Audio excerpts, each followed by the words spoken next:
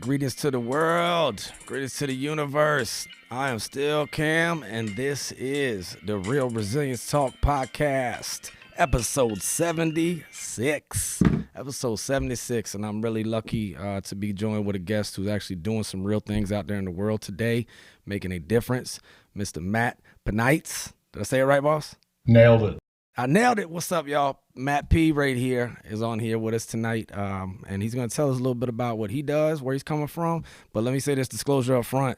Neither one of them are doctors. No, not doctors, okay? What this is people using their First Amendment in full effect. Anything we say is not a reflection of any official organization unless we say that it is, okay? So we speak for ourselves, and we're going to use our First Amendment for good to hopefully talk about this subject of resilience and how can we get through this thing called life and not just live, but thrive.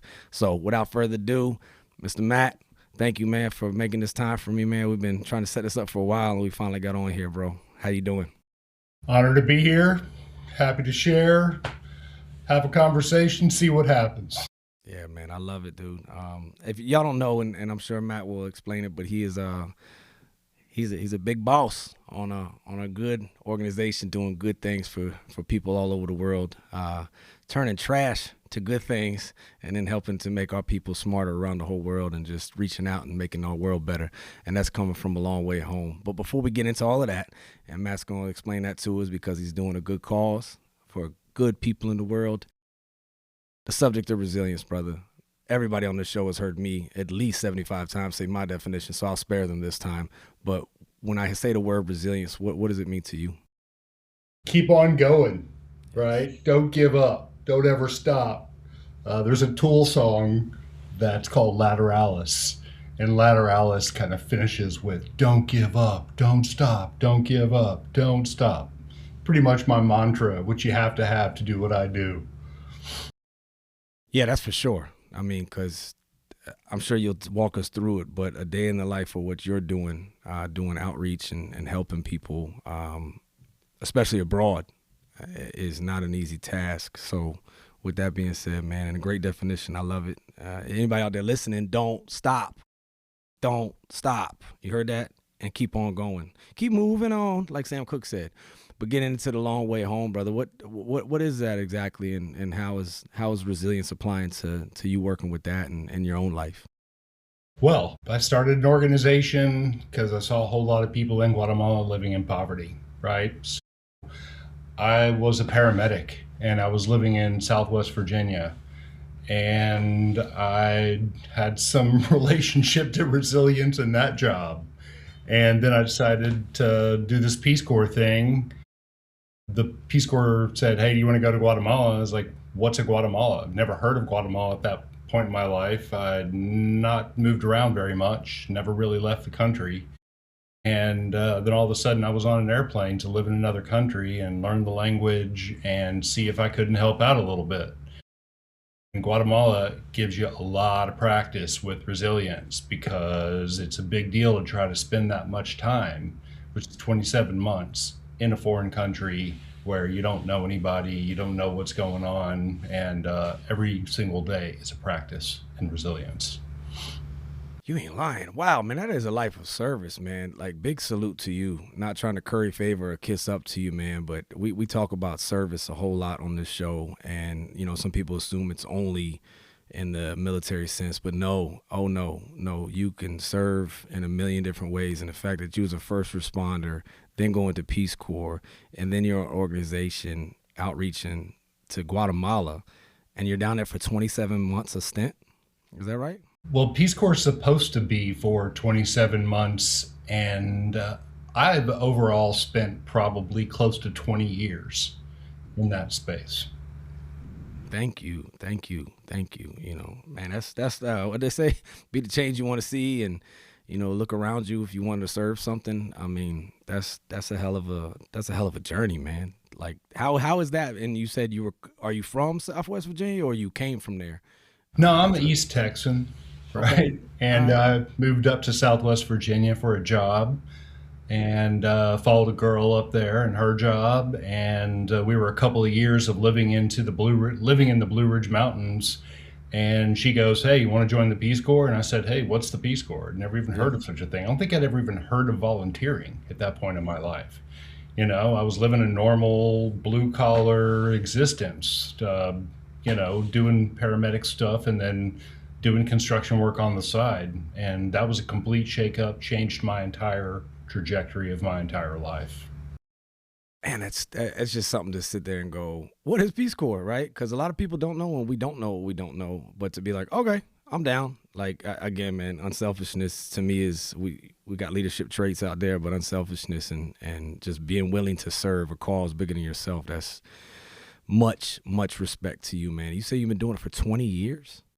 I've been doing the organization, yeah. I filed the paperwork in 2004. I mean, I joined the Peace Corps in 2002. So, all in all, I'm 24 years into my Guatemala time, right? And it sounds like I was being selfless, but all honesty, I was ignorant. I did not know. I did not have the slightest idea what I was getting into. This was pre-internet. So you couldn't Google Guatemala, and I doubt that I had an encyclopedia and didn't really care. I am kind of always been known for being down for whatever. That Ice Cube song, like that stuck. After That's he Matt did P that, right there. yeah. Down for whatever. No, that's good though. You gotta have that. What they call that decisiveness. You gotta have that. And sometimes people have that over analysis paralysis, but that's 24 years in the Peace Corps and being a paramedic and then being like, you know what, I'll start my own organization off of this. So is that what you did? You started the Long Way Home through the Peace Corps? Exactly. Well, first I did Peace Corps, Yeah. and that was 2002 and 2003. And then I moved back to the States, like most Peace Corps people do, and you try to reassimilate. You try to live a normal life. You try to get a normal job. I had a 73 Caprice Classic sports car.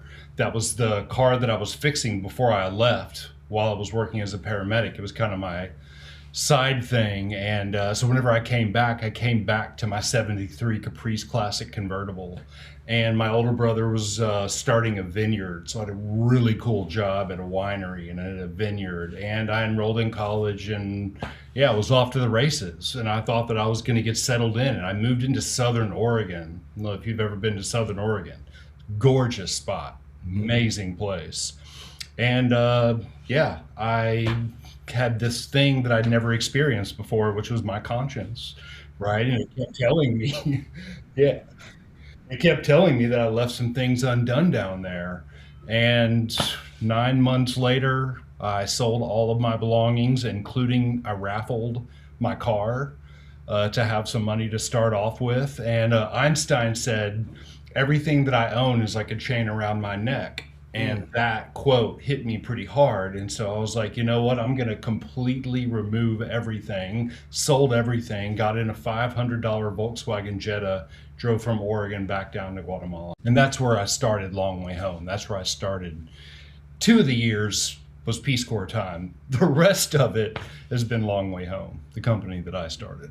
And with that company, I know you're obviously helping people, but that's very general. And I alluded to it a little bit, but with the company that you started with Long Way Home and the organization that you run, what are some of the things y'all do for those people down in Guatemala? The first thing we did was we built a city park, right? Because I did the place where Long Way Home's primarily located is in the same place where I did my Peace Corps service, right? So while I was doing my Peace Corps service, there was a bunch of kids, and there was no city park in the whole town. The concept didn't even exist whenever I first got there. And so, as a Peace Corps volunteer, I decided that I was going to do youth sports leagues and play soccer with the kids and do after school games, stuff like that. And whenever I went back, that's what I wanted to keep doing. So this organization said, hey, we've got 5 acres of land. If you want to develop it, you can. We don't have the money to do it. So I built a soccer field, basketball court, community kitchen, playground, picnic area, outdoor classroom. We built a tree nursery, botanical gardens, a water fountain or a waterfall. And yeah, that's kind of where the whole Long Way Home thing started. So I built a city park and did that with, the rest of the crew. That just makes so much sense to me because that's just what I'm about is that community, and you create that common ground for everyone within a community. And I'm sure, did it help having already kind of roots there? I mean, I know you were familiar, like this is a need there, but did you have some like connections and some way to just be like, yeah, this will work here for sure because I could see it with being there before Peace Corps? Yeah, I mean, I knew people because I was there for Peace Corps, but no, I had no experience running a nonprofit organization. I had no experience running any kind of business. Had nothing but like willpower to back me. I didn't really have very much money. It was like, once again, ignorance. I didn't Yeah. know how much I didn't know. I think if I knew as much as I know now, I probably would have never started this, never done anything like this because it's way too difficult. But I'm happy I did. Yeah. No, I'm happy you did too, man. That's so honest. That's so honest, and I think that's inspiring for anyone listening out there right now that is sitting on the fence and potentially letting perfect be the enemy of good right now.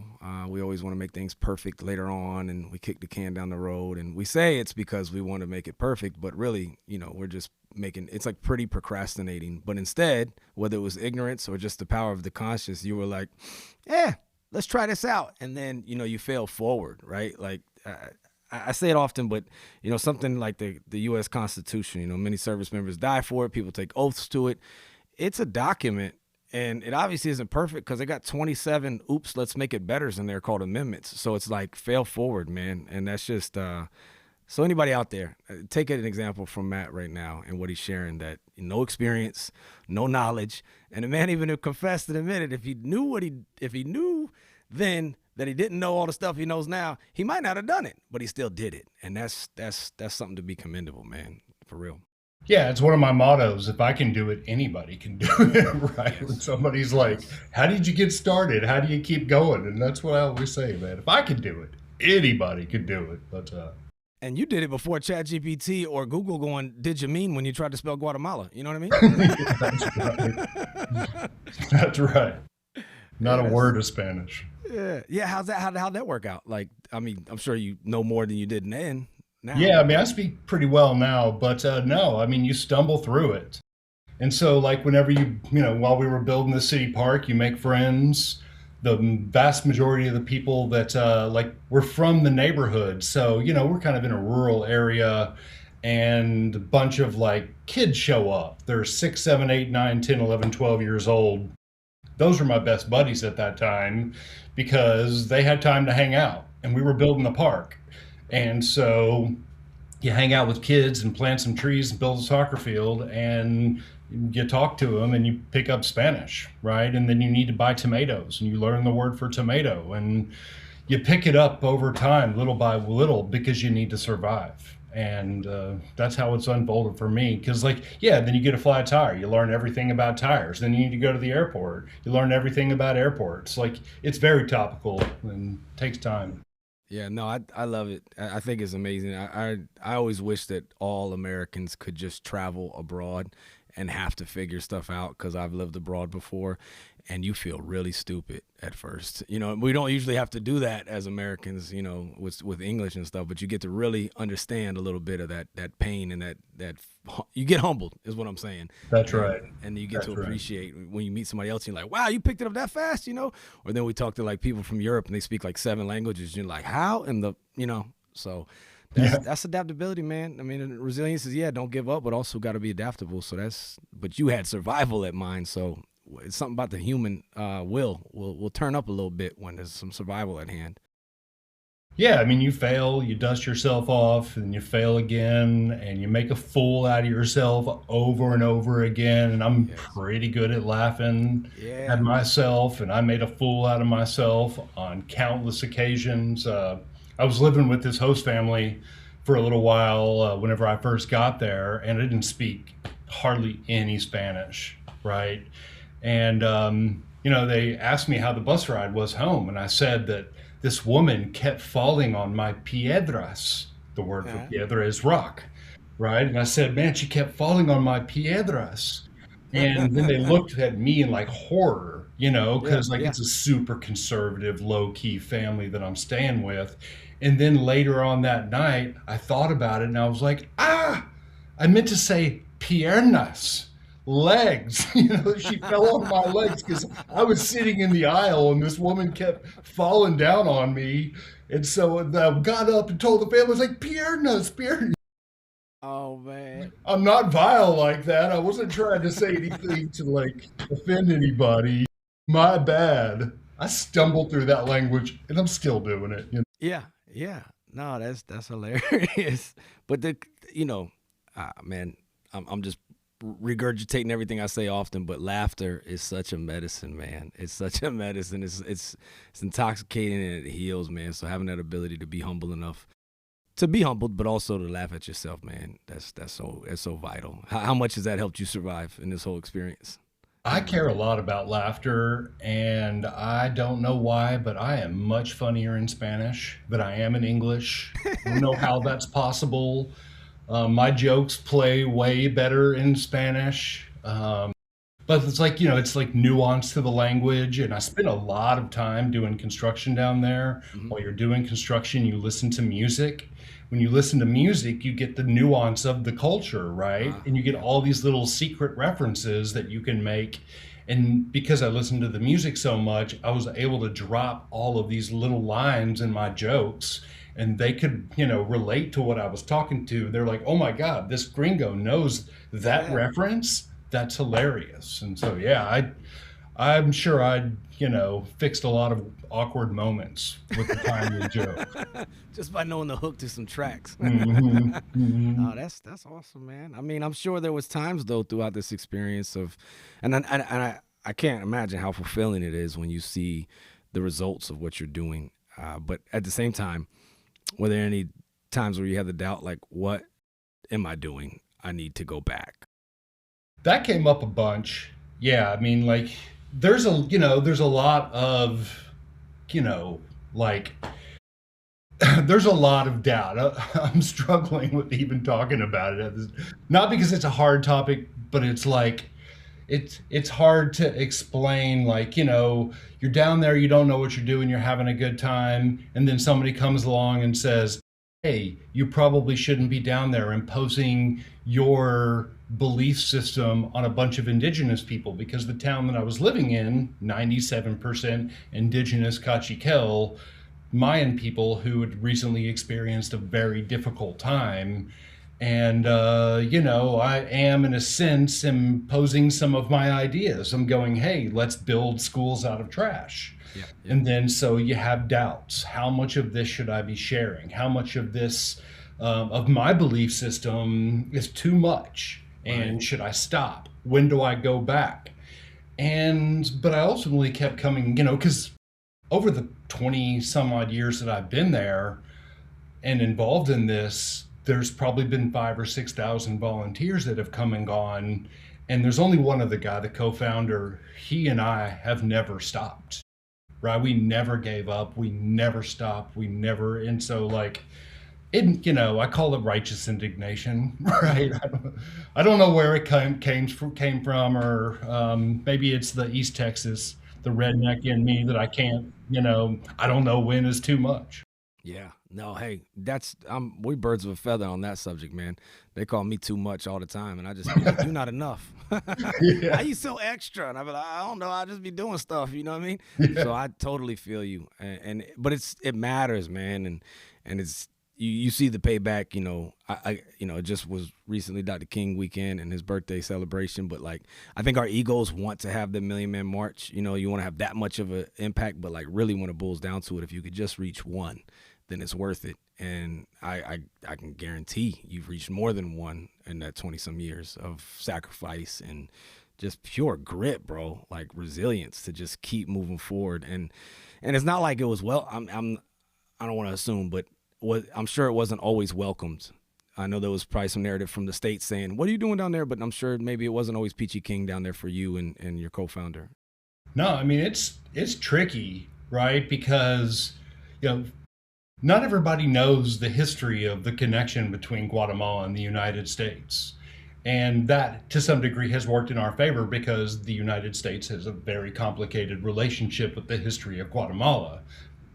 And, and there are other people who who would take advantage of our kindness as well. So, you leave a couple of shovels out, they're gone the next day, right? I leave my door open, all of my stuff's been stolen. I've had a horse stolen, I've had a car stolen, right? I've had so much stuff stolen from me. I was stabbed one time.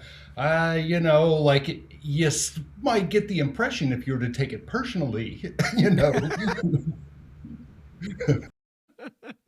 but maybe you shouldn't be doing this or Yeah, take yeah, some hints, yeah. and not be so stubborn about the whole thing. But like, as far as resilience goes, Dr. King never quit. He's a huge inspiration of mine. Nelson Mandela, 27 and a half years in a South African prison, didn't quit. Like he didn't take the hints. They stood up for what they believed in, paid a pretty serious price for it. And so I felt like I owed them. I felt like, no matter how much happened to me, I was going to keep going. Nah, that's amazing. And speaking of another hero of mine, Dr. Viktor Frankl. If the suffering has meaning, which obviously yours does, then we can accomplish anything. And that's just noble, man. And I wish a lot of us had the unselfishness that you have, and you can play it down, and you can be humble, and I appreciate and I definitely respect that sentiment. But it's amazing what you're doing, man. Amazing to be willing to put yourself in such a position to be hurt, have been hurt, but still showing up the next day to help. That's amazing. Yeah, What's kept you going, man? it's a certain Sorry, I amount didn't mean of to cut you off. privilege. I'm sorry, what's that? I cut you off. What did you say last? I said it's a certain amount of privilege that I feel. I know that's a big topic, and what do you do with your privilege? But like some of my paramedic training took over, and I saw people that were struggling, and I was in a better position. So if I see some old woman that's crossing the street, I'm going to help her cross the street. I can't not do it. I can't even potentially take credit for it. It's probably so deep in my DNA that I cannot control the urge to do what I do. And so it takes over, and I feel that my privilege should be used to improve quality of life for everybody, even if it's at my own personal expense, which isn't that great of a personal expense, Yeah, I mean, you because already gave up all your belongings, bro. yeah, So, yeah. right, all those chains, like Einstein said, that's what's kept you. What's kept? I know you have it running through your veins, but what has kept you going on those hard times? Those like, I mean, we cited Dr. King, Nelson Mandela, but what keeps you like? I got to keep going. I got to. There's something about justice, Mm, and being just. And so like, whenever I was down there and all the time that I've spent, I've seen little kids carrying water on their heads, carrying firewood, not going to school, and it doesn't seem right. It seems, like they should get a great shot at, they should get a shot at a great life. Like we had a shot at a great life, and that's what keeps me going. I want all of them to have the most wonderful time on earth that they possibly can.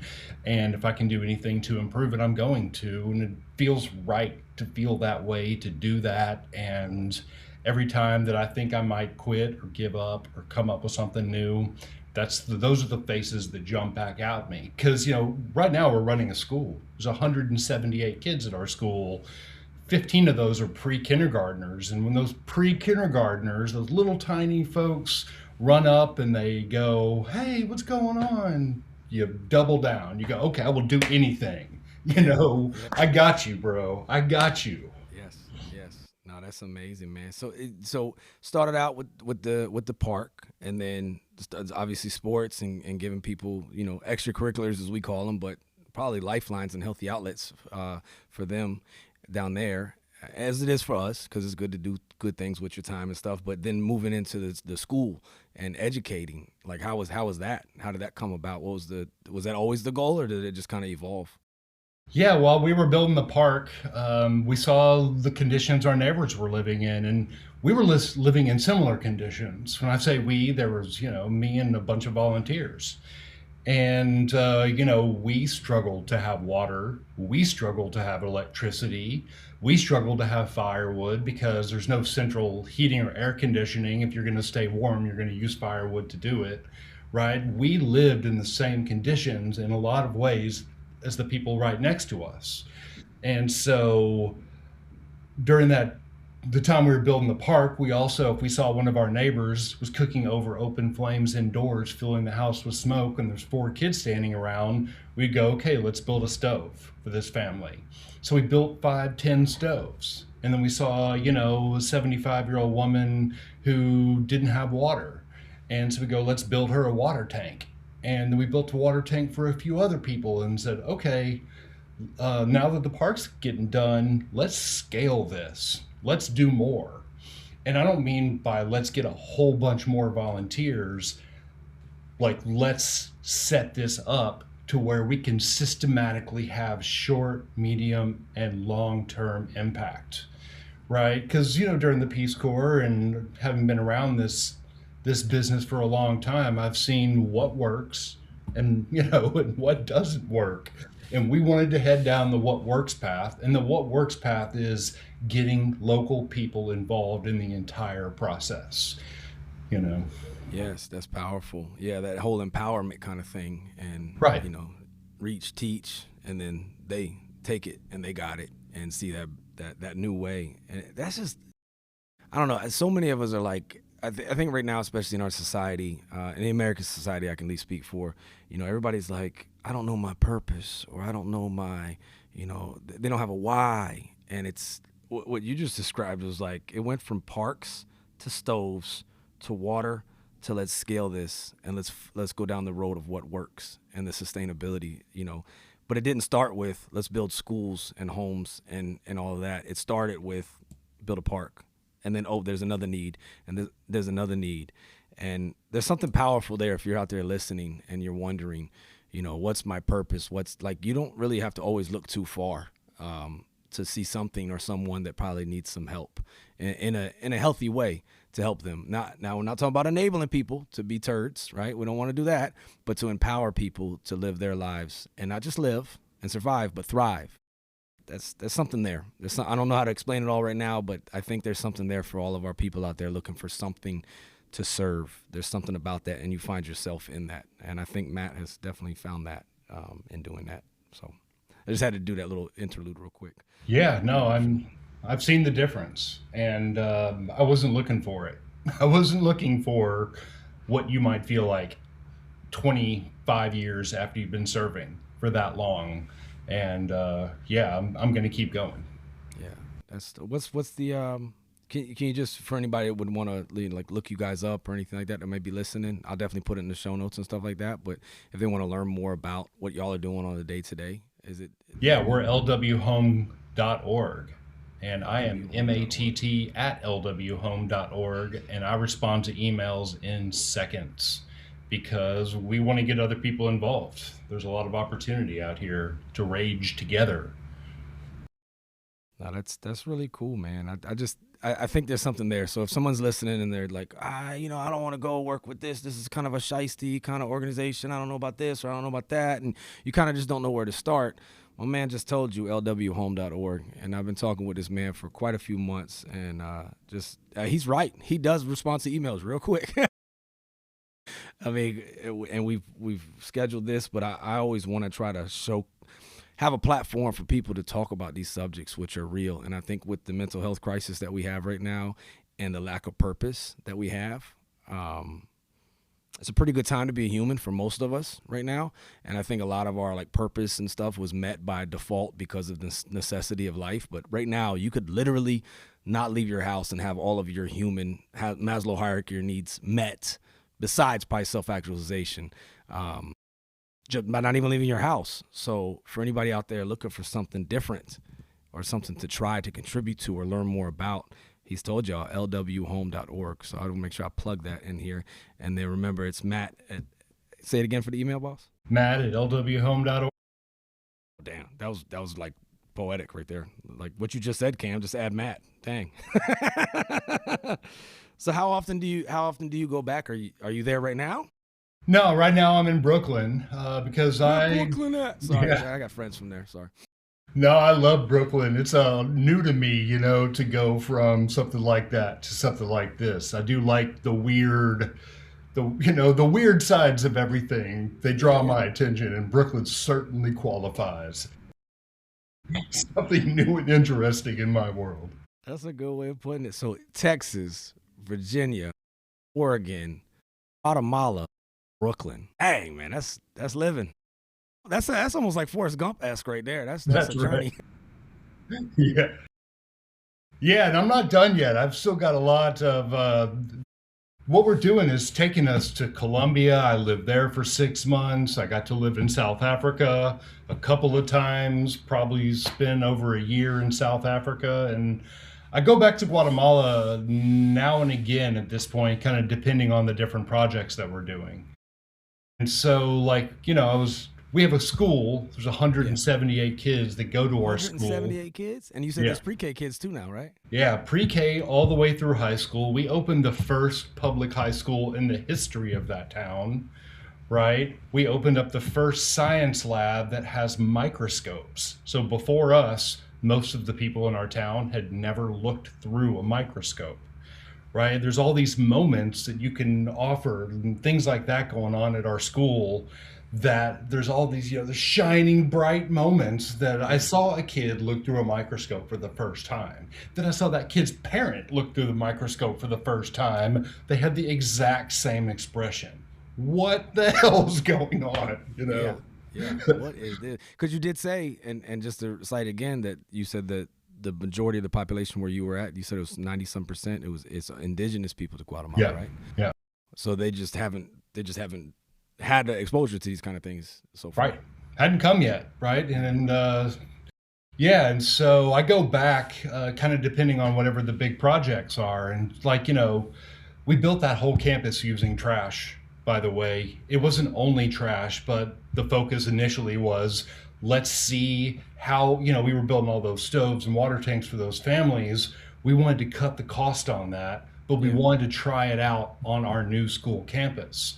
So we built a whole bunch of classrooms. We laid tires on the ground, filled the tire with dirt, took sledgehammers, and then that's how you build a house. Is you build the classrooms. Is you keep stacking those tires up, and then we're still not done. We've been working on this campus we started in 2008. Right, because we've been experimenting, trying things out, figuring out what works, what doesn't work, put walls up, torn them down, and we have made some progress. And we've got some other things coming up here. So it's kind of like a just build it as you go type of operation to see where you can make the most impact. Because if it's 2008 to now, you can't just be like, oh, we weren't able to build the whole campus, so we're just going to put this on hold. It's like, no, let's build what we can for now. And then where'd the idea to use recycled goods and trash come about? Like, was it just a overhead type thing, or was it like, let's do something constructive with this stuff? Well, in the Peace Corps, I was in remedial Spanish classes, right, with this other guy. Where it was kind of embarrassing that we were the two worst people at speaking Spanish. Put you in remedial. Right. We became good friends because we were in the same classes together. And he co-founded the organization and has been with the organization we're going on 25 years now, right? So he is by far my most successful relationship on earth, business with one person for 25 years. And so I asked my bros, like, hey, you want to build a school with me on a mountainside in Guatemala? And my bro says, hell yeah, absolutely, right? And then he turns to me and goes, hey, you want to build it out of trash? And I go, what are you talking about? Playing poker, absolutely. Andy up. Yeah. I see it. I raised you. I had no idea what he was talking about. I said yes. Yeah. Down for anything. Hey, Matt P, he down for anything. Down for whatever. Yeah, that's pretty fascinating, man, to take. And you talked about the word of privilege and just how fortunate we are here. I'm in the continental United States. How fortunate we are that we don't have to worry about that kind of stuff. A lot of that stuff, it's not perfect. Nothing's perfect here, but it's all amendable and commendable and all those good things. Like, it's definitely like our baseline, our starting place in life is much far ahead than, other places as you've traveled with being, you said you said Colombia and South Africa as well. Hmm. What are you doing similar operations in those spaces too? Yeah, we've been invited because of what we've done in Guatemala, and we've made a lot of YouTube videos. We've promoted what we've done a little bit, and then people occasionally will call us and go, "Hey, we want that down here." So that also put me in Venezuela for a few months at one point. Yeah. Spreading goodness all around the world. What's been some of the most fun moments for you in this whole journey? Yeah, I mean, it was the early days, right? When the organization was tiny and there was like five brand new volunteers, and we had all this hope and all these dreams, and we sat around the campfire because we didn't have electricity in our house. We didn't have the internet. We had flip phones, and we'd sit there at night, hang out, play the guitar, sing country songs at the top of our lungs, and like let it all hang out. Like Yeah, we yeah. didn't, then we'd wake up the next morning, and we were waking up at 6 because we couldn't wait to do it the next day. Not There was no Yes. alarm. We're loving everything so much, so carefree, having such a great time, such a brotherhood, such a camaraderie, and anybody could come from any walk of life. Yeah. There was no restrictions. It was like, if you want to throw down, let's do this. Come on, let's do this together. That was really fun. And also we have, Guatemala is like cool in the sense that it's all dirt roads, or at least the part where we were living in. So there's motorcycles and old trucks and dogs running around. It's a very kind of an old west, situation in a lot of ways, where it's wide open. And then you're jumping on chicken buses at a moment's notice to hitchhike across the country. You do a lot of hitchhiking in that place. Yeah, like the whole thing was wide open.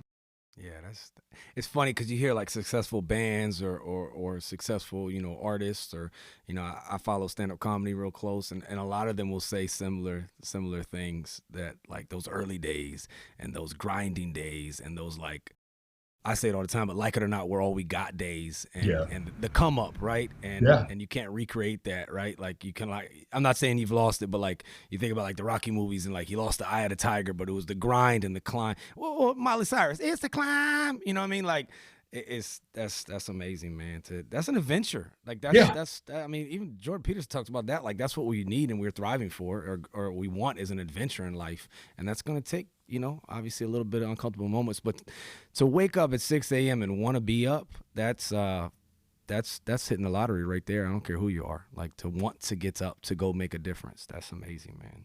And to want to get up to do construction work. Yeah, know? that's hard work. I'm sure it's hard work, and I'm sure y'all didn't have the best of, like, y'all didn't have a Lowe's or a Home Depot right down the street, right?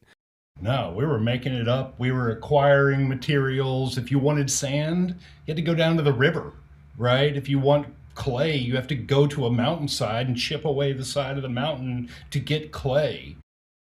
Oftentimes we're eating tortillas and a Yeah. box of Frosted Flakes with no milk. We had no refrigerator. Didn't care. It didn't matter at all whatsoever. Because, like now I have to file 990s with the IRS. I'm Yeah. doing budgets and spreadsheets. Yeah. We didn't Yeah. have any of that at that Yeah. point. We were living off of fun. Yeah, living off of fun and just fit foing, like we like to say, just figuring it out every day and making it happen, man. Together, and Yeah. that's I Yeah. love that you said that too, the camaraderie and the connection, because I think that's something that's definitely lacking in our modern times, is that lack of connection, and that's just really cool. So anybody out there listening, man, I mean, I'm not saying you have to go the long way home, but think of something that you can make yourself a part of. I've had my life of service in my way, but Matt's had his, and it sounds like his was pretty fun. Cornflakes and tortillas, that's balling, man. You know what I mean? No, dead serious though, man. It's amazing, and there's so many people that are disenchanted these days that they need like a meaningful struggle. There's pain and there's suffering, but it's trying to find the meaning in it, and that it's for a reason, and not no masochist type stuff, but making a real sacrifice that pays off for usually a cause bigger than yourself, is usually pretty fulfilling. And I'm just happy for you that you found that, man, that satisfaction in life. How did it turn? Like, so it was just a few of y'all at first, and then did the word just spread, or did like the internet happen, and like how did it grow like to where you got so many volunteers to where now you can kind of unfortunately have to do all the executive stuff and all the tax forms and all that kind of stuff, but to where you were able to kind of step back and it runs itself and empower the community too. Yeah, we started off, I was writing handwritten letters to our donors, right? We had a pretty small donor pool, so it wasn't like I was writing 4,000 letters or anything, but I was writing handwritten letters. And then Facebook comes along, and instead of, printing photographs and putting them in an envelope and then sending them to people, you're now all of a sudden putting your photographs on Facebook, and then people can follow you there. And then you come up with a website and you make a photo gallery. And then, the way that people found out about us, and it's shocking. This would be our pitch line. Like, okay, we're going to get some tires. We're going to put them on the ground. We're going to put a bunch of dirt in the tires. We're going to get sledgehammers. We're going to work for 9 to 10 hours a day. Who's in? And everybody loved it. Everybody was in. Everybody was like, that's a great idea. Let's do that. And so like, because Guatemala can be a tourist country, and there's a lot of people who were like, I want to get off the beaten path. Show me something else. Get me into these these villages out in the middle of nowhere that nobody would ever have any reason to go to, and show me what's going on out there. And if I have to, do that kind of work that way, people that don't do construction work are like, yes, give me a sledgehammer. And that was our pitch, and everybody loved it. And the pictures are cool and everything, but like, I think it's the vibe, I think people like being together doing that stuff. Yeah, no, I agree, man. It's that culture is, you see successful, I'm not saying businesses, but you see certain sports teams and certain things like that. It's like, I want to play for that person. I want to be in that culture to where it is that connection, and it's genuine without an agenda is so imperative. Like, the only agenda is let's connect and let's help people, period. That's it. And that there's enough genuine people in the world that attracts, and I'm just glad to see that y'all are being successful in it. How can people help y'all out more, like where y'all are at right now with things and some of the motivations you have and goals y'all have to do things? Yeah, we need volunteers because we're still not done. We're still not finished building the campus, and we run a slim organization. Let's put it like we need a volunteer coordinator. We need people to do outreach. We need people to write grants. We need people to fundraise. We need people to do everything because, like, that's the way that we've been able to, like, if you look at what we've accomplished with the money that we have received, pretty much everybody's like, that's amazing. I can't believe you guys have accomplished so much. That's because we do pretty much most, at least, of the administrative side is done through volunteer work.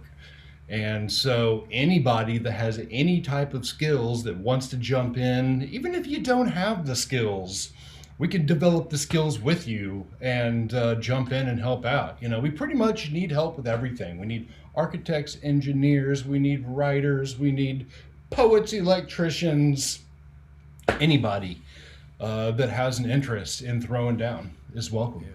Yeah. So the operations in Guatemala is that Long Way Home's primary focus is Guatemala, and I know you reached out to some other areas and you've visited other places, but are y'all setting up shops there as well to help out? Yeah, like our principal spot is in one spot in Guatemala. Our school is called Hero School. And we sort of have this model in which everything comes out of Hero School because we don't want a normal school. We want a school that fights poverty worldwide. And that occasionally that means that our school gets contracted to go teach people in South Africa. Like the school that we built in South Africa, that was in 2016. There's an organization that's been building schools because we taught them how to do it. That's been building schools out of tires ever since, right? It's been replicated a bunch. Now, why don't we go to South Africa and build more schools there? Funding, right? But at the same time, people are coming to us going, hey, teach us how to do it. And so pretty much everything, the central location for everything is our main campus in Guatemala. That's, man, y'all heard that. So if anybody out there, he gave you his email, he told you what they're doing, the website and stuff like that, man, Hey, and what I love too is that, like you said, we'll teach you or we'll figure it out together, right? Just like y'all did in the early days and building those schools. And I love what you said about, did you say attacking or ending worldwide poverty? I forgot the verbiage. Fighting, Fighting. There it is. yeah, Sorry, that's ending, just the Marine in me, man. I'm like, you yeah, won't fight attack, but yeah. yeah, fighting it. Yeah, it's real, and there's a poverty of the soul as well that we have, and to find that meaning and find that purpose and helping others, man. I just got to keep stomping my foot on that one because so many people are out there. I don't know where to find purpose or meaning, and it's like, it's Viktor Frankl has said, happiness and success, it can't be pursued, it must ensue, and it only does so as the unintended side effect of one's personal dedication to a cause greater than oneself, or the byproduct of your surrender to someone other than yourself. So it's outside of you, it's going external, and I think that right there. I mean, I'm sure meds have their place and stuff like that. Trust me, I take them. If y'all can't tell already, but there's medicine in service. There's medicine in outreach and in helping other people, man. It's so cool what y'all are doing, man. And they could use all of the help that they could get, whether it's, where could they can go to the long way to the website and make donations if they'd like to, any of the listeners out there? Yeah, I did not say, I've said we need volunteers. I did not yet say, yes, we need money as well. No, I Um, love it, man. That says a lot about you. To me, that says a lot about your genuine intentions and your genuine heart right there, man. And another thing I want to plug real quick, I went onto the website. They post all of their documents right there for anybody to see, dating way back. And I just was skimming through them like, dang, man, you putting it all out there. Yeah, because there's transparency, and that's very important, and I appreciate that, man. But speaking back to the money part, the other money part you were going to say before I cut you off.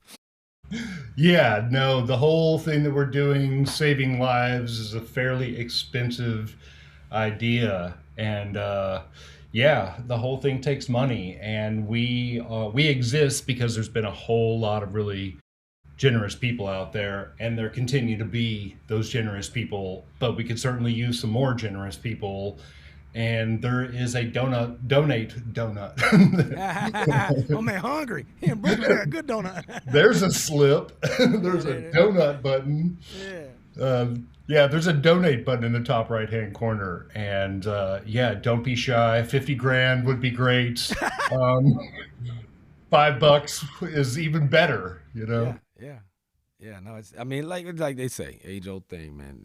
Every little bit counts and stuff, and y'all are doing cool things, man. And how is it to see like the education pay? Like, what are some of the things? I mean, it's a hero school, right? So, you want to eliminate and fight poverty, but are y'all teaching something outside of just the microscopes and the science and stuff? Is there something more to the hero school concept of teaching? And this is where my voice changes, right? I can't even hold back my enthusiasm. It like I Yeah, change tones as I start to talk about this because this is what gets me like. Although I love building stuff out of tires and trash and whatnot, you can already hear the change in the tone of my I like it. voice as I start to draw up the answer to this question. And that's what's most exciting about what we're doing, and that's why we're calling it Hero School. Now, first of all, I've seen the movie 300 way too many times, right? And I do think that you can train people to be the defenders of society, and outside of what the military does, but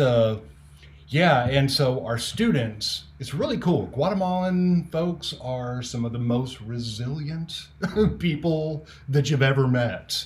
They're like Green Berets, right? I have worked with some of these folks where they'll eat 2 tortillas and a pinch of salt and work 11 hours, never complain, whistling while they work. Our students are similar in that sense. So, like in the way that we change the education model, to get back to that a little bit, is so school can be boring. I was not very good at school myself, right? Me too. And my favorite time was field trips. I Hmm. wanted to get out of school as fast as I possibly could. And so our concept was, let's come up with a school idea. It's called School That Doesn't Suck. Right? Oh, that for real. That's what it is, for real. I I love haven't it. thrown that out yet. I haven't put that on our website yet, You but gotta that's copyright pretty that, much man. That's good. School that doesn't suck. School Tell me That more. Doesn't Tell me Suck. more. I'm doing a doctorate in education right now, and I For can't real. throw that as my subtitle I like it, man. on my paper quite yet. But that's pretty much the concept Y'all gonna take for Kumon out, bro. No, I'm just kidding. I love you, Kumon. School that doesn't suck. our seventh graders. We live in a town that has a lot of poverty, and there is no major force that's going to come in and fix it. And the fact is that people have kind of settled into it, right? There's all kinds of places all over the world with tons of poverty. And, as a people, as a, humanity, we've sort of accepted it. Well, I'm not going to accept it. And so now we've decided that who's available to do something about this? Our seventh graders are available to do something about this, right? So if you take their subject matter and you go, okay, instead of boring math, you go use that math to build a stove for a family, right? Use your science classes to understand how that stove works for that family. Use art class to model that stove for a family. And then use PE class to go out and build a stove for a family. So last year, and we'll do it again this year, and people are welcome to jump in, but our seventh graders built 6 stoves for families living in extreme poverty. Our seventh graders did it. That means they got the red bricks out, they got the chimney, they got the tires, they assembled that entire stove, and it's so cool to watch them do it because they know what they're doing. They've been doing it because we're also involving the 5th graders and the 6th graders in this. The 8th graders, they do water tanks. The 9th graders do compost latrines because these are the issues that society is facing. They don't have water, they don't have bathrooms, they don't have houses. And so instead of doing school where you kind of learn abstract concepts, what we've decided is do school where you can fix society using the subject matter. So we've adjusted the subject matter that's offered. We still do math, but now we do math to help, to do something. We still do basic everything. We still do literature class, but if we're going to write an essay, we write an essay that investigates the concepts behind some of these things. And of course, the students love it. Now they have value, Yeah. Yeah. No, that's very. What it reminds me of, I don't feel bad about being at school. I only finished 8th grade and got me a GED, good enough diploma, one of them right there, right? There it is. But what we lack, or at least what I felt like, is that we lack the application of our knowledge that we do learn. You apply it to a standard of learning test, or you apply it to pass a grade, but it's just like a feeder system, like this to get to that, and stepping stones. And I know we build it up and everything like that, but like, hey, I'm still surviving, and I never learned trig or past geometry or any of that kind of stuff. But what Bruce Lee had said, one of my favorites, but he said, knowing's not enough, we must apply. So your kids are learning knowledge, they're learning the knowing, but they're also applying it. And that makes it stick like a million times more. Like every Saved by the Bell episode, when there was a cool teacher, they're always applying it in some way. Like we've seen these concepts, we just fail to actually apply it all the time. But it's also giving them that sense of accomplishment and that, self-actualization for them at that young age to feel like what I'm doing is making a difference. So the next time this teacher gets up here and teaches them stuff, it might matter. That's right. That's what they do, and that's what you see in their faces. And brief story, we did 37 stoves out in a village, because outside of our town there's other small villages that have even less services, and people are living in even more poverty. We filled up a school bus with all of our students, brought them out to this village. We built water tanks and stoves. Whenever we got done with that time building those stoves, the people from that village threw rose petals like we were Roman conquerors at the feet of the children getting on the school bus. Right? Now, what else? That happens for us now, like in football and sports. We treat sports people in high school, with that kind of reverence. Right? But that's how the people in our town are treating our students who are going out into the town to help people live in better conditions. And of course, how does that make a young woman feel who's a young Indigenous woman and might be struggling with life, and then the whole community honors the power that this woman has, the power that the students have? All that power is locked inside of them trying to jump out, and we're giving them the space to do that.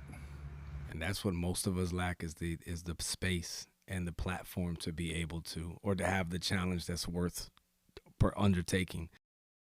Not all superheroes wear capes. Them kids are proof of that right there. Like, not all superheroes wear capes, but what does that do for the relations too? I mean, obviously it's rose petals on the happy day, but does that help the communities at large connect more and have, less. I'm not saying they have, any kind of beef or anything like that, but does it help? Yeah, I mean, the whole thing is pretty tricky, right? Because you got to tiptoe around politics, and Yeah. we don't have any negative message. We never say, hey, because something's bad, we're going to do this. What we say, what our standing message is, we're going to do whatever we can do to help. How can we be of service? That's what we tell the mayor. That's what we tell everybody else in our town. And then we only have one reputation. Our reputation is of people that crush it. So everybody else, it might be like, oh, what are these people really doing? That doesn't really exist with us. They know one thing about us. This is one of my favorite things. If you walk onto our campus and you go, what is your profession? To any of our students, they will across the board say, ow, ow, ow. Ah, that's 300 right there. King Right. Leonidas. Ow. Right. That's right, because it translates into any language too, right? Yes, sir. Au Yes, could be sir. cachiquel, can be Spanish, can be English, because that is our profession. Our profession is to crush it, right? And that's what people know about us. That's what we do. That's what we're known for. That's so cool. So the school starts in 2008, right? And time has went by. It's 2026 now. Have y'all seen like alumni type come back and be continuing to do the good things? And the younger ones are like, oh man, you was in the hero school back in 2012. Tell me about the old days. Yeah, yeah, that does pop up every once in a while. The people we've had 4 or 5 graduating classes by now. God, it's crazy how that time flies. But That have come all the way yeah, through from young to wow. yeah, yeah. That we have students there who they graduated from our high school, and now their kids are in our primary school. Right? It's been going on for that long now. That makes me feel kind of old, but yeah, our high school graduates now will jump back into the whole thing whenever we go out into the community and build those stoves for those families. The high school kids who did it for 7 or 8 years, they'll go out and lead the new 7th graders that are jumping in. Yeah, there's this whole mentorship thing that we didn't even like plan for, You hear about it, you theorize that it's going to work, and I keep hearing stories because I don't personally plan everything that happens. A lot of times I hear stuff that I hoped would happen, and it's happening.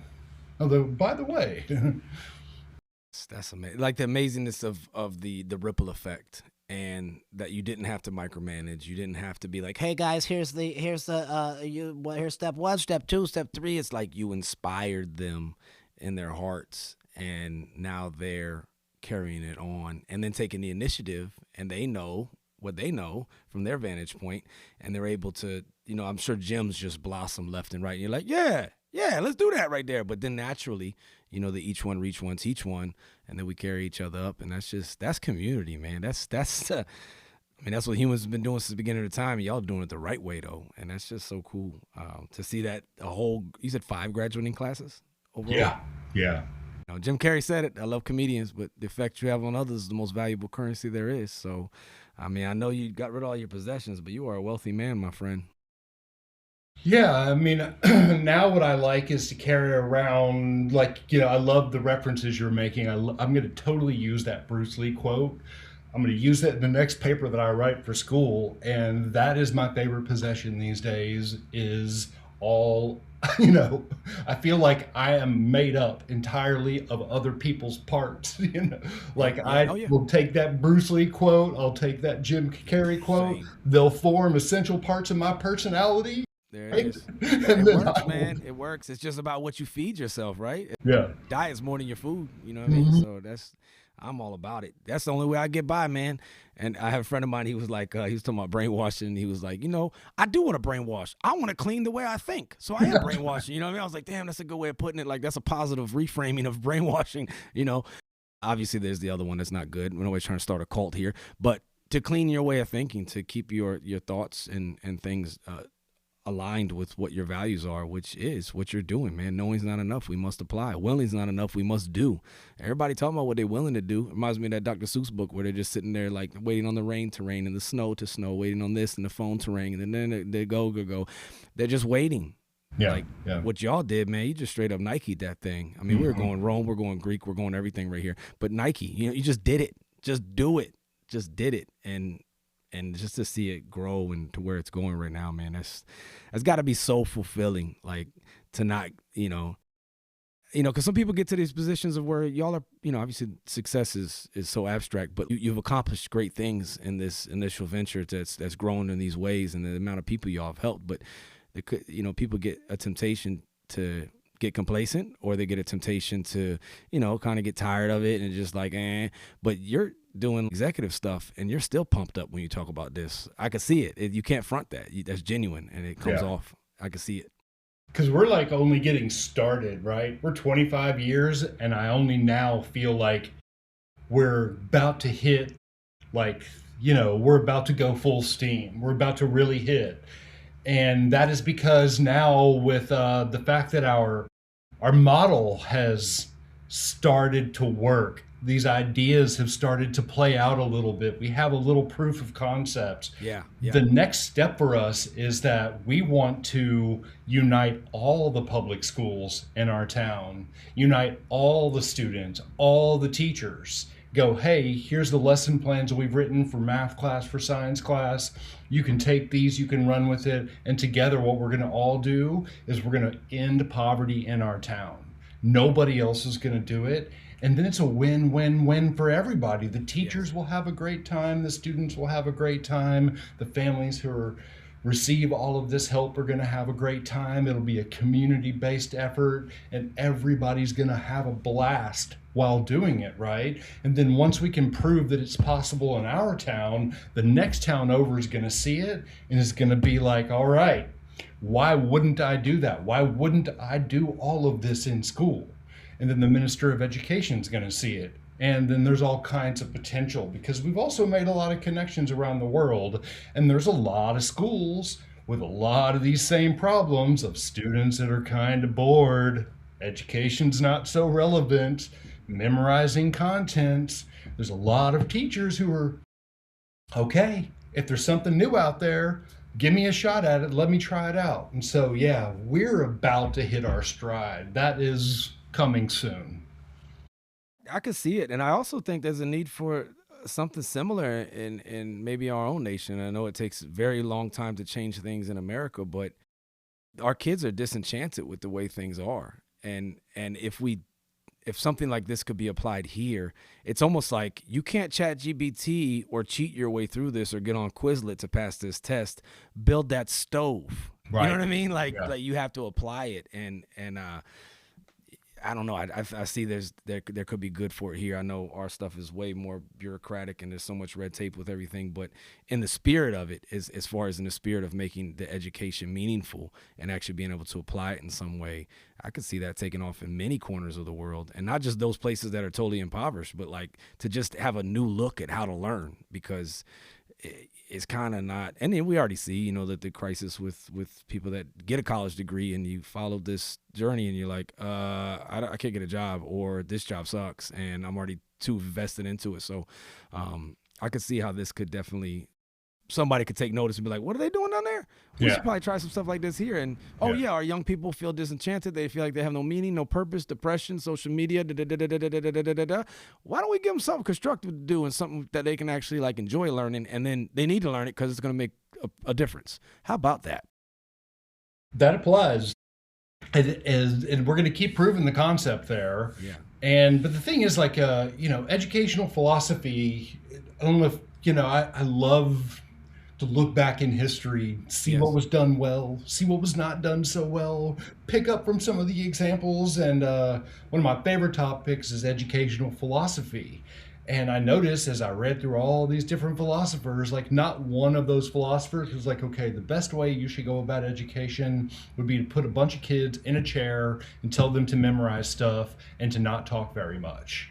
right? I have been searching for one philosopher that said anything like that, and not one person has ever been, this is how you're going to get the best results out of kids. Have them sit down and memorize stuff and try not to talk, you know? And so, you know, as we picked up, like, and, you know, that's a lot of what's happening in the classrooms here. And a lot of my teacher friends will say the same thing. That's what's happening, and they want to do better, and it's difficult to come across how to do better because of the bureaucracy and the way that things are set up. And so as soon as we can keep proving the concept, it's all going to be shared for free. Everything that we're doing, it's not proprietary. I don't want to own any of this. What fun would that be? Yeah, It's you give up your all going to caprice be for this, bro. everybody's. You got skin in the game. You know what I mean? Give up that caprice. You know what I mean? That's right. That's right. Don't ever forget the caprice. So, but sincerely though, I think the proof will pay off over time, and people will see, and just things take time. But what y'all are doing, and then the willingness, this was important too, what you brought up, in the lack of being proprietary about it, is that other nations and other villages and other places reach out to y'all and say, how'd y'all do that? And then y'all just share the knowledge, and it's not like, hey, pay me 15% off the cut for the knowledge I gave you on my PowerPoint. No, Right. let's eliminate, let's fight this poverty, let's fight these issues and the disenchantment that we all have, and the lack of community, man. That's what draws me to this so much of what y'all are doing, is the community, and then empowering people to take care of themselves. Like that's just amazing. It's just amazing. Yeah, that's something that's one of my favorite things about the whole thing, is I have gotten to meet cool people from all over the world who are like, yeah, I've got an idea. And then we take their idea and we throw their idea into our blender of ideas. Then the next person comes around and is like, I got a slight variation on that. Let me show you what I've got in mind. Because our campus is not like one person designed it and then that's the way it had to be. We pulled in, you know, architects from France. Another guy shows up for 2 weeks who was an electrician from Turkey, somebody from Switzerland, somebody from Brazil, somebody from Argentina. They all came in with their ideas, said, hey, this is what I think. We threw all of that into the space and said, all right, folks, let's sort it out. And then we did it and did it and did it and failed. And like, met some cool people with some really good ideas, and we are really that's why we exist, because there's so many cool people out there. That's what we call community. I love it, man. And the fail forward mentality, you know, the first attempts in learning. Like, I think Mandela said it, I never fail, I either win or I learn, you know, probably both. It reminds me too, the things that maybe there were ideas pitched that didn't grow to fruition at that point. John Lewis's last book that he authored before his passing, that's one of my heroes. He had said that, you know, the persistence of things, and that you might be working on something right now, Matt, that may not grow to fruition until 3 generations from now. And it may happen in Scandinavia, but you started the initial moves on them things. Some things take time, but you cannot deny proof of concept when you see it. And y'all are doing that, man. That's cool. And I love how fired up. I love it when I see somebody get fired up about something positive. You know what I mean? Even if what we prove is that we're wrong, at least we'll prove what not to do. You know? Right. There's learning in that, right? We'll never lose. We win or we learn. You know, that's a victory right there. That's knowledge gained. But to have that enthusiasm, and that's not a diss to anybody. I was watching the football playoffs yesterday too, but people will get so passionate about other people running around on the field. That's great. It has its place, but to see somebody get fired up for a cause and for something that's not benefiting them outright, it's not benefiting you other than your fulfillment and helping other people. That shit makes me want to be like, ow, ow, ow, you know? Oh, ow, what's your occupation? Oh, man, powerful right there. That is cool what y'all are doing, man. Y'all are making heroes. I hope it just keeps going good. And for anybody out there that's just thinking about something good to learn about or something to don't forget about, Long Way Home. Look them up. They're legit, man. I looked y'all up. I looked on your site. I told you transparency's there. Matt's a cool dude, man, and y'all heard all the forms of help that they may need. And if you want to contribute, then reach out to the man. Reach out to the man. Can you tell him that email again one more time, please? matt@lwhome.org. Guaranteed 57-second response time. Man, as we kind of venture down the road of closure here on this conversation, which I hope we have more. I'd love to have more updates on what y'all doing and what y'all are brewing up. And I wanted to give you an opportunity, if there's anything that I tried to be good with the questions and shit. I'm trying to turn into Barbara Walters, but I'm not there yet. Way better, way better. I'm failing forwards. Way better, man. Thank you, brother. But is there any other like projects or initiatives or just goals that you want to express? Yeah, I mean, I am most excited about in August. If anybody wants to jump in around August, we're going to unite the schools. We're going to descend upon the town. We're going to build infrastructure for all the families. In October, we're going to build a classroom out in a small village. It's kind of the Indiana Jones version of what we do. Cool folks from an organization called EcoHab are coming down for that. We build 12 stoves per month. We distribute water filters. We're the central location. So, let's say you have an idea, but you don't want to start a whole organization. You don't want to move to Guatemala. You don't want to start an NGO, but you really want to pass out school supplies. Come to us. Let me know. We can save you 25 years, hundreds of thousands of dollars, a whole lot of heartache, and you still get all the credit and have all the fun. You jump into our community, because that's why we're building floors right now. A couple of guys from North Carolina were like, "Hey, we want to build floors. We do not want to start an entire organization to do it, in the sense that you guys already live here. You already have access. We're retirees. Make this happen." So there's all kinds of stuff like that. If anybody's wants to pass out books, what you want to do, if you want to jump into our circle and do it with us, the invitation is extended. I'm glad you said that, man, because, for anybody who has that level of efficacy and that you said it earlier, you want to hunt out and eliminate injustice, and you're about justice, right? And you're about ending poverty, and you're about helping people and the goodness of things. A lot of people feel that, and they talk about it at a cookout, and they don't know where to start, or they're thinking they have to start their own, organization, and where do I file the tax forms, and do I go LegalZoom, or do I go to this thing? Matt's telling y'all right now, hey, we got a legitimate organization, and if you want to contribute to the cause in whatever meaningful way, come holla at me. And that's an open invite. That's what he's saying to y'all. So that's very helpful and important, because I think there's a lot of pressure and there's a lot of challenge and just stigma and just there's so much stress when it comes to, I want to start my own thing. Well, maybe you don't have to. Maybe you could just go and work with Long Way Home, learn it, and then maybe feel more confident. And then maybe if you want to go your own way, then, go start your own spinoff series or whatever. But at the same time, you were with the Supremes for a while. You know what I'm saying? Yeah. That's right. And, we can open the books too, right? We can show everything that we've done, because there's, sometimes people will say, they'll be a little hesitant. Like they'll hear that only 30% of some money that was given to some gigantic nonprofit, only 30% of the money is actually going to the families. Well, come and take a look at us. We'll open the books. We'll show you everything, because we want to brag. We don't want to hide it. We want to show you what we've accomplished. We want you to celebrate with us how far a little bit of money can go when you send it all in the right direction.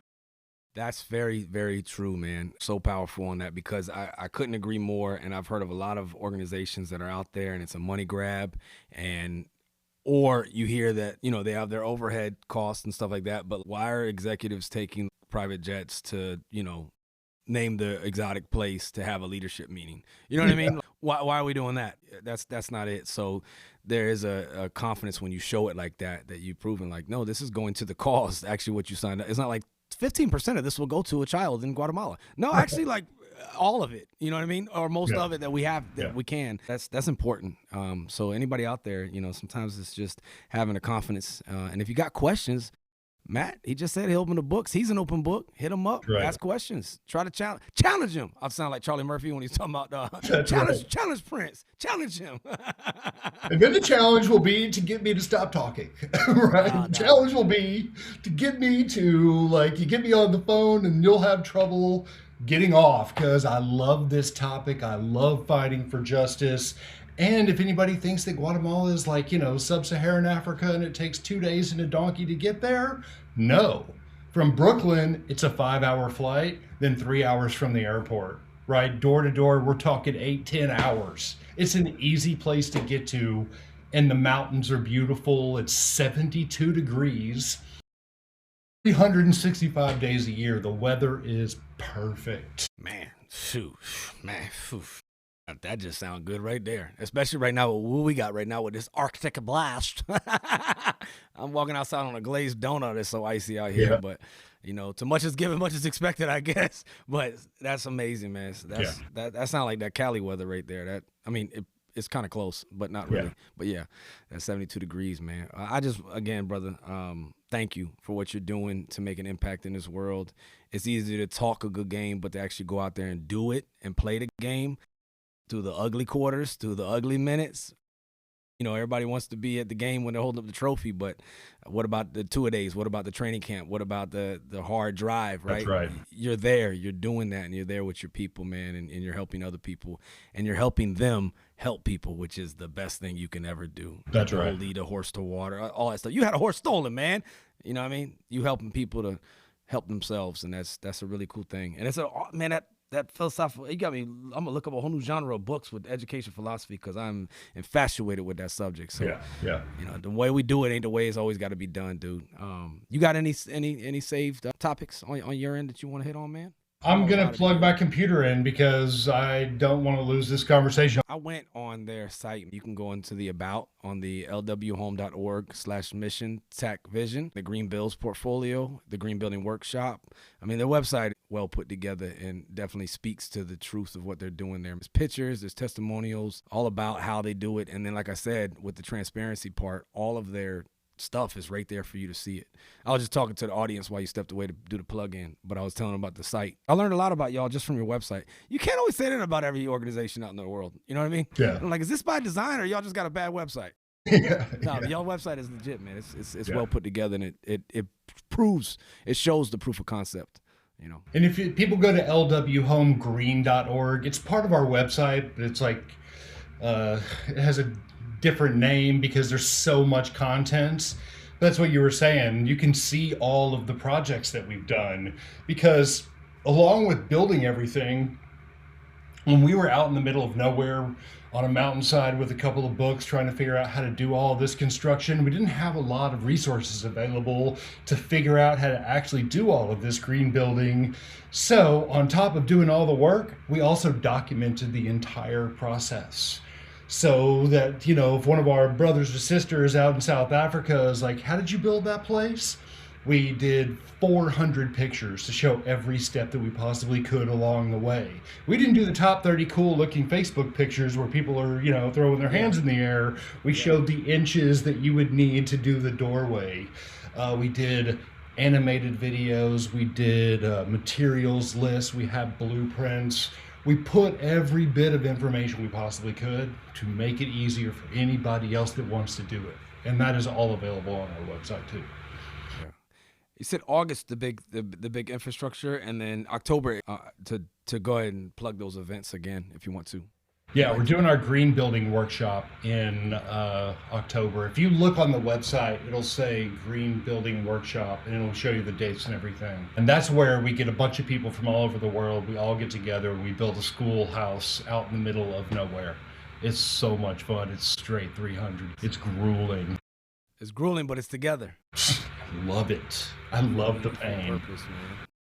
What's the coolest thing you've ate down there since you've been traveling to Guatemala? Yeah, I mean, it hasn't all been all that weird. Like people that are like living in very difficult conditions don't eat very weird stuff.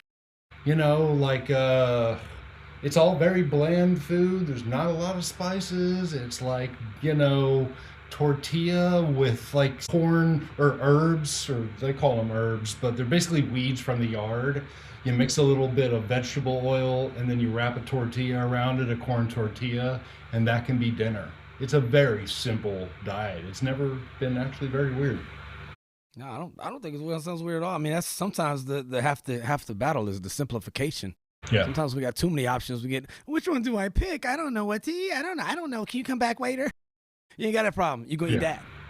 No, that's always like whenever I come back to the States, that is always the difficulty that I have, like getting used to it. Is like in Guatemala, you walk into a restaurant, quite often they can have one thing.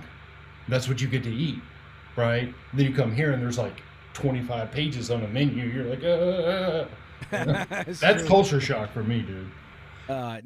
Yeah. I mean, and what kind of sauce would you like? We have 75 versions now.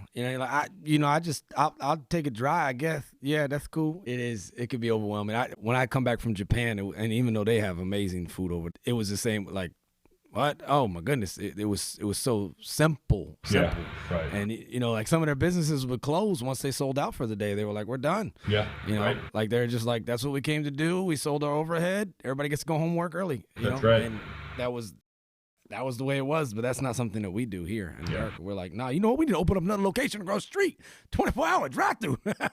We'll do Uber Eats too if you want us to. And I get that. Yeah, it was definitely a culture shock when I had come back to the States. So. Yeah. How long did you live in Japan? 3 years. Nice. Yeah, it was something, man. I learned, being there, being in Iraq and other places, man. And all over the nation. There's good people everywhere. Yeah. And you know what? There's turds everywhere too. It's just the way. Just the way it is. Like nobody's like naturally just because they're from a certain place, just a great person. Like there's just good humans and bad humans of all kinds. And yeah. Well, outside of the podcast, I've experienced all kinds of stuff that I probably wasn't going to share in that. But like some of our volunteers got on a city bus and people got on the bus and executed a bunch of the people. So those volunteers didn't have a very good time. Well, they were, like we've seen some pretty rough, weird stuff within that space. A lot of violence. I've seen that violent stuff. Yeah, I wanted to ask because I know it seems to me, I'm just going to speak from my own honest account, that there's a lot of discouragement from heading anywhere south for a lot of Americans. And there's like this fear. How hard is it down there being a gringo, for example? Guatemalans are like 4 foot 6 inches tall and I'm 6'2", right? So first of all, you stick out like a sore thumb. There's no blending in. But like the hardcore stuff is in the Guatemala City. I don't know if you saw that headline, but there was a bunch of executions that happened recently. But all that doesn't happen in our town. Like when you get out into the hillsides, into the small country folk town, there's small subsistence farmers. Yeah. And there's no violence. Also because they do vigilante justice. And so every once in a while, somebody will steal somebody else's goat or chicken. And they'll stone them to death, right? And that it doesn't happen again for 25 years. Or there was a guy who assaulted a young woman. They tied him to a tree and burned him alive. It was like that stuff. Some deterrence, I guess. Yeah, some deterrence. But there's in my town, there's currently 70,000 people. There's like 4 cops. They don't have cops. But people police their own to a great degree. They do it by the neighborhood. Yeah. Yeah. It's definitely like that abroad in a lot of places because the infrastructure is just not there to have what other places have. No, there's no detectives. There's nobody investigating any crimes.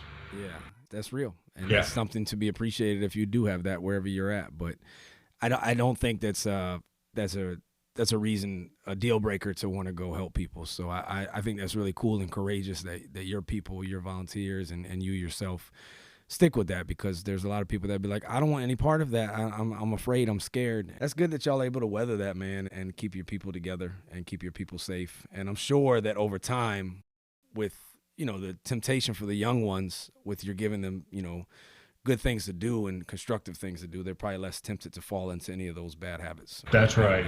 Because they can see the benefit of the good.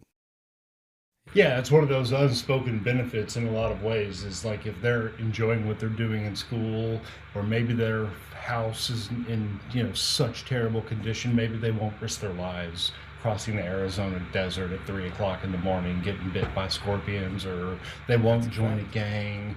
Like that's the hard part about measuring our impact is we don't see what doesn't happen as a result of what we do. We don't see how many kids don't join a gang or don't disappear, or don't die from, chronic malnutrition. We don't see any of that. You see the numbers, that it's happening nationally, but there's also not great statistics for the area. Like those small towns, they don't do demographics. They're not measuring much of anything because they don't have the budgets to do any of that stuff. So you got to kind of like do the work and know that less people are likely, you do the logic on your own.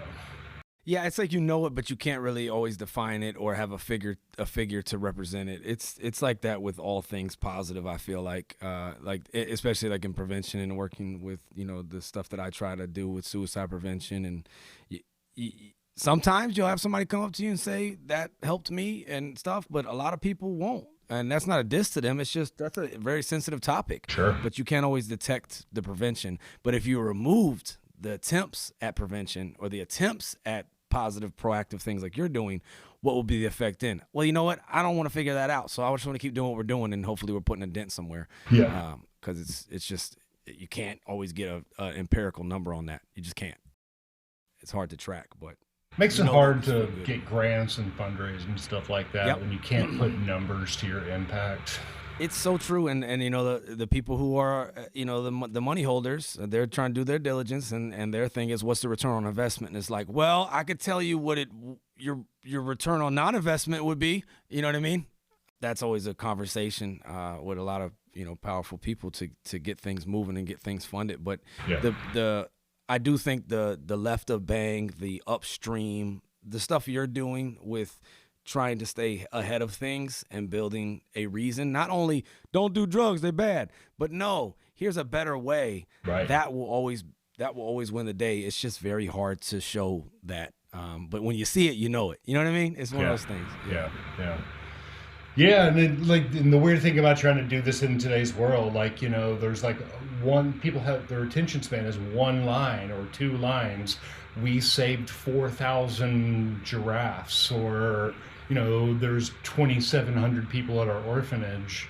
Our model is complex. We're doing green building so that we can learn how to do the green building, so we can let our students do it, so that we can build curriculum around it, so that we can use that curriculum to unite all public schools, so that we can work with them to fight poverty, because nobody's got the attention span for that. No. Nor do, in modern times, in most cases, we want... because of you, they're going to get to hear it, which is... Yeah. Thank you. No, man, you're so welcome, dude. I'd love to help out in any way I can. But that's a big point, and we have very short-term goals. And what you just said can take a generation, potentially, right? And the long-standing effect. And, most people aren't... They're thinking, next quarter. Yeah. You know what I mean? And that's just the way... the things are. So to see that long term, it takes a village and it takes time. It's just like food, just like food. You can go ahead and eat something on a microwave, but I want you slow cook something. Yeah. I want you roast something. Right. And see how much better let that meat marinate for a little bit. That's right. It's just like a rule of nature. It takes time to make things meaningful. And some people they don't want to invest the time, and they want now. I want now. You ever heard Ronnie Chang stand-up special? Yeah. He's like, I want prime now. Yeah, right. Yeah. Mm-hmm. It's so true, man. So it's hard, but you can't give up. And it's back to full circle with what you said in the beginning, which is don't give up. Keep going. Keep going. Don't give up no matter what it is. And in saying that, on that subject, talking about life and thriving, there's a lot of people out there hurting right now, Matt, and I'm sure you know. I mean, you're in the States right now. You know it, man. Suicide is it's an enemy, and it's taken out a lot too many people right now, and it's on the uptick and things like that, and people feel no reason to move forward or whatever. But if somebody's out there feeling like that right now and they're contemplating taking their own life and dying by suicide, or worse, hurting someone else and then dying by suicide, murder, homicide is real. Making a permanent solution to a temporary problem, which is whatever they're going through right now. If you had the opportunity to, on the front side of it, if you could say something to them, what would you say to them? I would say, here we are. Let's do this together. You got us. We're family. We can do this together. Jump in with us. Where there's purpose, there's adventure, there's opportunity to rage and be excited. And I feel it in a lot of ways, that doubt. Yes. Because I've had those doubts and understand those doubts. And That is why I jumped into this arena partially too, is because I needed something to chew on and bite into. And, we're a family. We're here. My brothers and sisters, jump in with us. Be with us.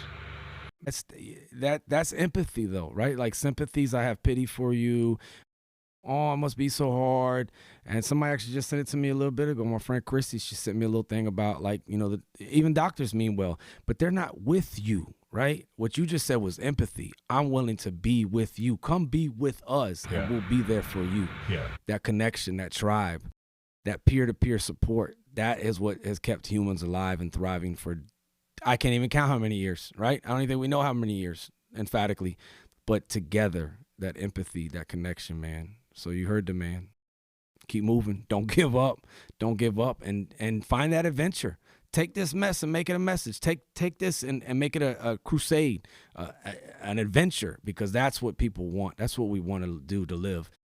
Why not? What else? If you're that person thinking it, why not? Why not just try it? We could be in it together. We're in it together. Yeah. Like that's when people are like, so why do you do this? I'm like, these are my brothers and sisters. I care about these people. They're my people. We are each other's people. Let's do this together. It's beautiful, man, and well said. And I just, again, man, I want to tell you thank you, dude. Thank you for what you're doing. Thank you for the courage to be able to do what you're doing. And 24, 25 years of your life dedicated, not to mention first responder and all the other forms of service you've done, but to continue serving, man, all over the world, man. It's a beautiful thing. And I just, from one person who wants to make a positive difference in this world to another, man, I tell you thank you. Because I know it's not always popular. I know it's not. Yeah. No. A lot of they say him crazy. What's wrong with him? Oh, him just care. That's all. That's right. That's right. Yeah. Him just care, man. If besides email, if anybody wanted to follow you on anything, do you have anything you want to plug? I don't do a whole lot of. I tried for a little while. Long Way Home at the bottom of our website. Long Way Home is on Facebook. We're on Instagram. We're on YouTube. We have 230 YouTube videos. You look down at the bottom of our website, you can see all of our different channels. Like Matt at Long Way Down. I'm not doing a whole lot of that these days, but we do post. Want to keep it stuff, mostly because there's a lot of people have thrown down, and we want to let them know how much we appreciate it, and we keep trying to show updates of all the cool stuff that we're doing. Nah, that's awesome, dude. That's awesome, man. Again, another unselfish move by Matt. Nah, thank you, brother. Thank you for being on the show, and let's stay in touch, dude. And if you're down with it, man, come back, give updates. Update the needs of the organization and provide everybody with a little like, hey man, this is what we did. And boo boo, look what we doing. Said we can't, but we can. And it's for real. Thank you, for real. Seriously, thank you, man. Pleasure. In Spanish, they say "para servirle," which is at your service. I'm here to serve. Yeah, that's it. Hey, you too, brother. Yeah, thank you. Thank you for your service, and same to you, man. And stay warm. Keep having fun and just keep smiling, dog. Don't forget to laugh. Yeah. I appreciate you, brother. Holler in August and I'll. Yeah, look at all cut up. Then he talking about Bruce Lee. He gonna look like Bruce Lee. Watch, he gonna come back. He just eating tortillas and grass. He gonna be ready, y'all. Whatever it takes, man. Hey, this has been the Real Resilience Talk podcast. I appreciate y'all listening, tuning in. Just remember, man, don't give up. Keep moving forward. This too shall pass. Much love to y'all. Take care of each other. And please make good choices and find something bigger than yourself to serve. Thank you.